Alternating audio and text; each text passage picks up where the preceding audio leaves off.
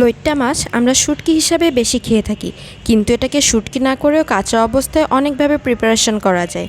আজ আপনাদের দেখাবো লইট্টা মাছের ঝোল তরকারি।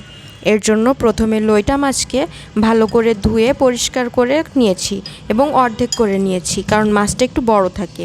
এবার এতে সামান্য লবণ হলুদ মাখিয়ে একটু কাট করে রাখতে হবে প্রায় মিনিট 10, যেন লইট্টা মাছের আষ্টে গন্ধ এবং এক্সট্রা পানি ঝরে যায়।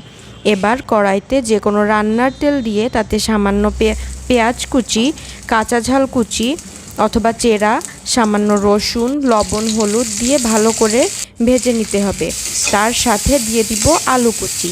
আলুকেও সামান্য নেড়ে নিতে হবে, তবে বেশি ভাজা না। এই পর্যায়ে দিয়ে দিব ধনে গুঁড়ো এবং জিরে গুঁড়ো। এবার সবটাকে ভালো করে নেড়ে তাতে পরিমাণ মতো পানি দিয়ে দিব। এমন পরিমাণ পানি দিব যেন একবারেই রান্নাটা হয়ে যায়। পানিটা একটু ফুটে উঠলে তাতে দিয়ে দিব লবণ হলুদ দিয়ে মাখিয়ে রাখা লইট্টা মাছ। বেশি নাড়াচাড়া করা যাবে না, কারণ মাছটা খুবই নরম হয়ে থাকে। মাছ দিয়ে পরে ঢাকা দিয়ে দিতে হবে। খুব সাবধানে হালকা করে নেড়ে দিতে হবে। মাখা মাখা ঝোল হলে নামিয়ে নিতে হবে।